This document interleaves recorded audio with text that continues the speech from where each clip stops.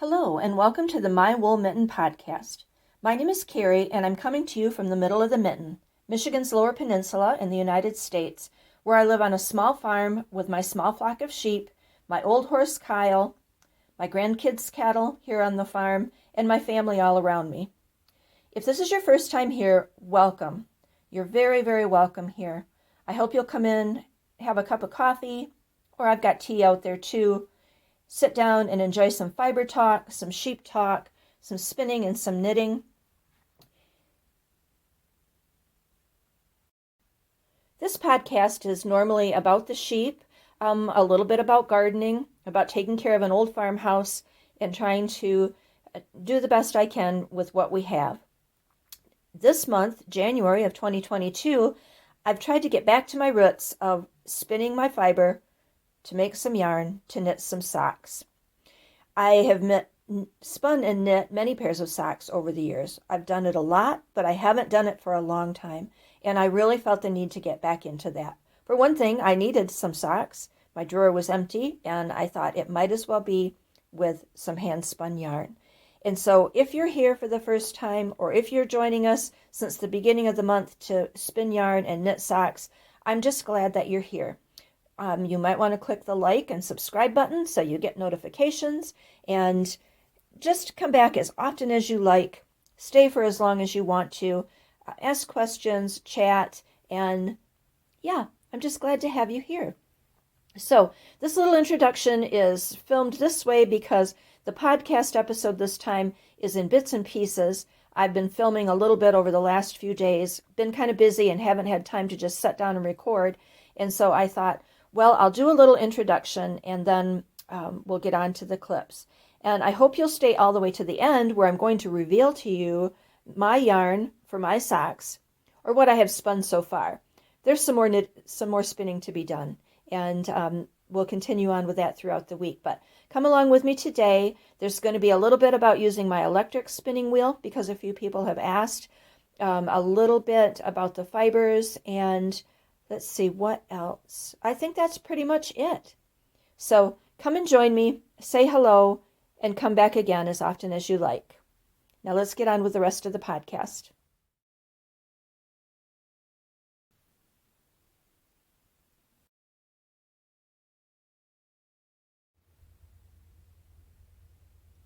All right, here's Wednesday's update, Wednesday's spin.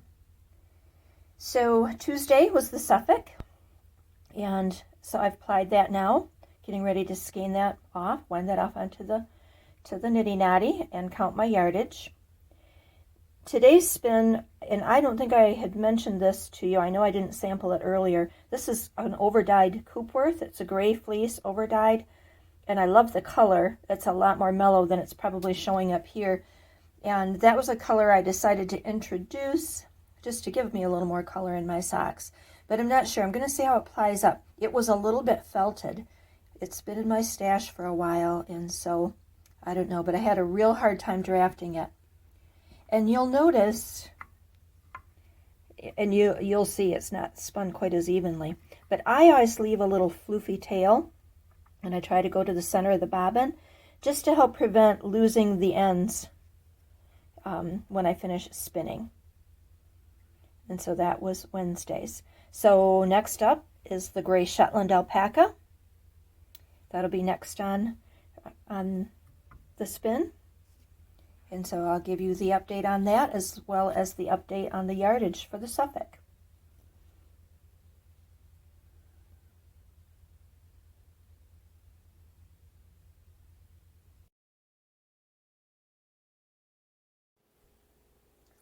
Good Sunday morning to you. I thought I'd show you my little lineup of yarns and announce my plan for knitting a sock. So I've been trying to spin at least an ounce every day, some days 2, and this averages between 44 and 54 yards in each one of these little skeins. And I just was so in love with the little sample with all the colors, and I thought, I've got these little bits of fiber. I'm going to spin them up and make a rainbow sock or a striped sock. I thought it was just a nice way to combine my fibers and start my sock for the new year.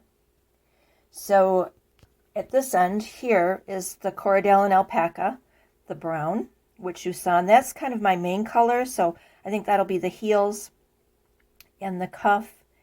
And then all the way over, starting at this end, this was one of my surprise fibers, and I will have told you a little bit about that. This is the Corriedale and Alpaca blended with Angora Bunny to be nice warm toes. Here's the Suffolk that's going to be really strong, I know, and so that's going to be under the ball of my foot. Here's the Coopworth that was overdyed with the gray. Here's the gray Shetland and Alpaca. And then I just couldn't resist the Navajo Churro. And so I did spin some of that. It's blowing out a little bit. It's a little more heathery. And it may not go, if it's on the arch of my foot, that's not a very weak spot in my sock. And so I thought that might be a good place for it to go. More of the brown. This is the Border Leicester and Alpaca. And then this is the bobbin cleanings from these and a few others. So just kind of a little heathered blend there. And I think that's what I'm going to use. And so I've had so much fun spinning that. There's actually more skeins of the solid brown that I just didn't set out here. If I had extra time, I spun that because I wanted to have some of that ahead, because that's going to be the main color of the sock. So what do you guys think? I like the little pink pop of color, and I know the bright colors are just pretty much at this end, but by looking at my little sampler, I think I'm going to be okay with that.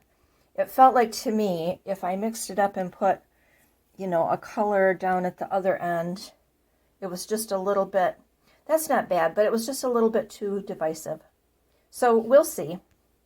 So that's my first week of spinning, and oh, I have a total yardage written down here somewhere. I'll have to find it and tell you about it. So far, I'm very, very pleased. Good morning. I've got my cup of coffee, and I've got some yarns to show you. And it's a brilliantly, gloriously sunny day here in mid-Michigan, but bitterly cold. So being indoors is a good place to be.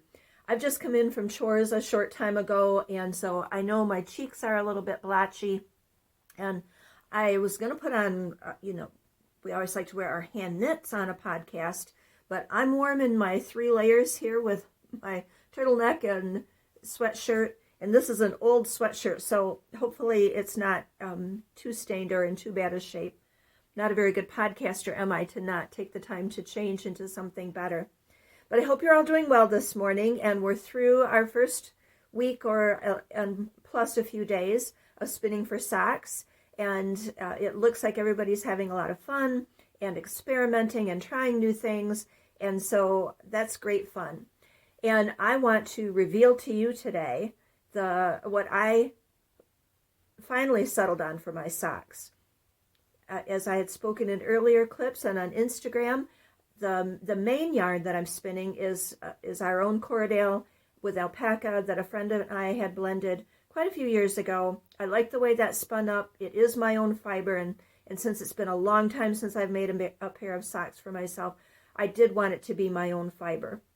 And so that's my main sock. But we remember my little sample fiber swatch fabric sample that I knit the different colors in. And you know, the more I looked at that, the more I really liked all of those colors. So although I went with the brown as my main yarn, I went ahead and spun up some of the other colors that I showed you. And I have them here, and I have another clip that shows them a little closer that I may put in, unless this gets too long. But you'll see maybe up here, I have the pink Suffolk, I have the green, the overdyed gray of the Coopworth, which I didn't do in my sample fabric, but I think I talked about the fiber. The gray, the charcoal gray of the Shetland and Alpaca. Here's some more of the brown, because I'm figuring that'll be the cuffs and the heel. And I'll talk to you in a minute about what the toes are going to be. And some of you have talked about having bobbins to clear off and little bits of fiber here and there. And this skein, let's see if I hold it here, or I may have to put it in front of my face, huh? This was a clearing off the bobbin skein.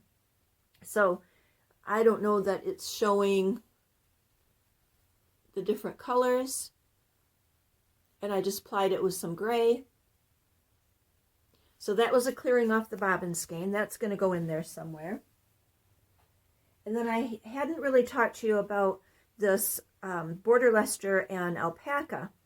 And I found another little, I think there's a couple of ounces of that. And that was from a friend who used to raise sheep. And it was a little bit tough to draft, but it made a really nice yarn. And it will go nicely in with my sock. So now the toes. I was going to do the, like I said, the brown in the toes, heels, and cuffs of my sock. Oh, and what I didn't say is that I decided to do a striped sock, like my little sample was. I just enjoyed seeing the colors, and I thought for January, for beginning to knit some socks for the year, it just would be nice to do something cheerful and blended and combined, all different fibers, different memories of different people where the fibers may have come from. And I just thought that was a positive way to spin for a sock yarn for January. What do you guys think about that? So my sock is going to be a striped sock. And so my plan was to use the brown for the toes, heel, and cuff, and maybe even a narrow brown stripe in between the other colors. You might remember from my sample that I had white in between. Well, I didn't really want white on the sock, but I thought I could do the brown. Well, then I was walking around the house here the other day, and I had on wool socks. They weren't hand spun, but they were wool socks. And my toes were so cold. And you know, I got to thinking I could blend some Angora bunny with that Corriedale and alpaca and make my toes of my sock out of that. Because when my feet get cold, it's typically just my toes. I mean, the rest get cold, but a wool sock will keep that warm. But sometimes that's not enough for the toes. And so I thought, I knew I had some Angora bunny fiber, and I thought I could just blend that in and do that on the toes. Well, then I went looking and I couldn't find any Angora bunny fiber. I guess I'd either spun it all up or I had put it into a blend of something else. So sent a message to a friend, another fiber producer right here in mid-Michigan, and that is Renee at Tailspin Farm, who raises Angora bunnies. And I hadn't seen any fiber listed on her shop, but I thought, well, that's the best place to start. I've bought bunny fiber from Renee many times, and it's always good quality. And because she's right here in mid-Michigan, I knew it would get here fast. So I had shown a picture the other day of my hand combs and some fiber and said I would tell you what that was. And I will maybe put a picture up here too and show you. And what I did, I usually will spin Angora just loose in the hand. I don't comb it or card it. But I didn't want to do it like as 2 plies because with the Angora being a slick fiber, I've done it before and it just doesn't look that nice together, at least with my spinning. So I went ahead and took the combs and I blended the alpaca Corriedale roving with the bunny, and I did it at about 50% Angora and 50% of the wool alpaca blend. So the toe yarn is mainly Angora rabbit now, and it made just a nice chocolatey warm color, and it blended together really well, and I'm really happy with that. I just bought an ounce of fiber from Renee, and I split that up, so half an ounce with half an ounce of the alpaca Corriedale fiber, and comb that together. So really pleased with that, and I'm looking forward to having some squishy, warm, toasty toes there. So you all saw the sample that I did on size 3 needles, and that knit up a lot more like a sport weight. And then do you remember, if you've been following my channel for a while, you will have seen me talk about this trick, but I thought there's a lot of new people here, or if you haven't seen before, this is a trick I learned a long time ago, and I'll see if this will show here. I might have to do a little clip on the table for you to see. And I couldn't find my fancy wooden needle gauge, so this is just an ancient plastic boy needle gauge. But to take a yarn and thread it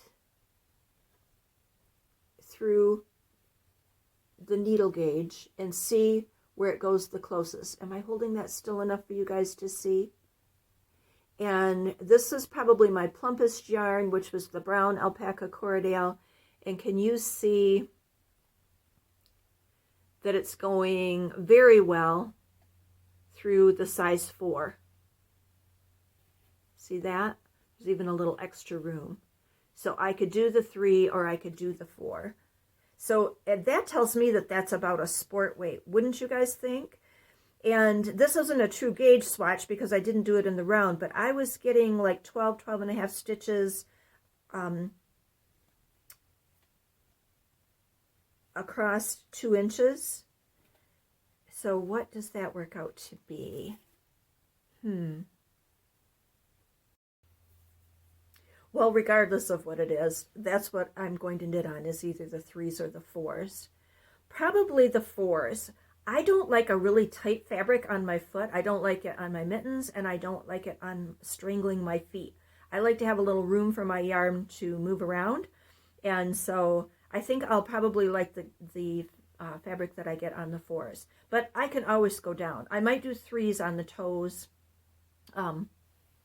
We'll see. That's the end of the week 1, or we're actually, yeah, we're about a week. We started on the 7th, and today is the 14th. Is that right? Today's the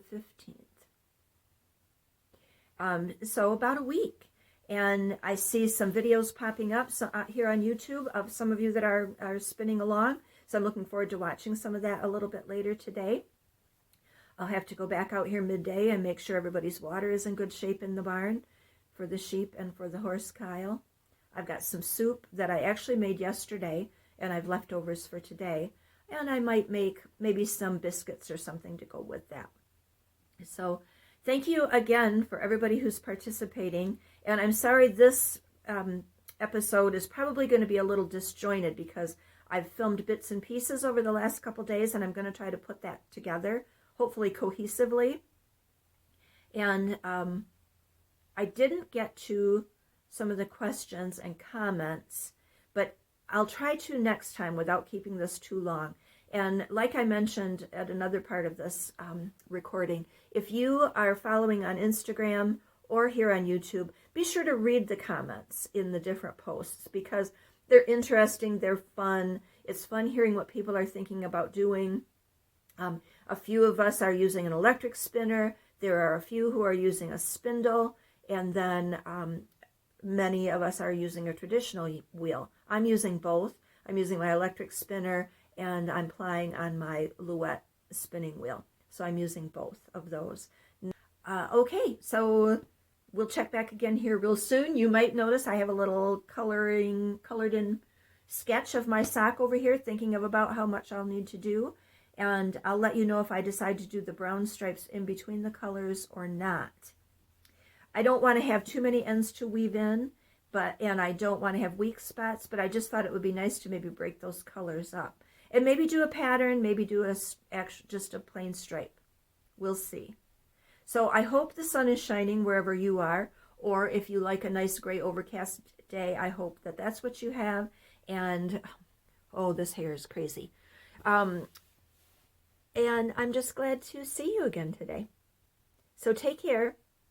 Be sure to leave comments, like, subscribe, follow on Instagram, and I'll talk to you again soon. And since many of you seem to enjoy coffee as much as I do, let's go get a fresh cup.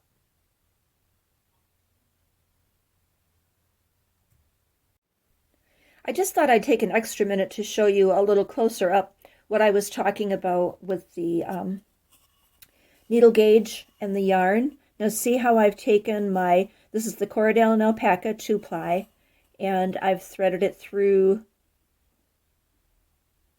the needle gauge.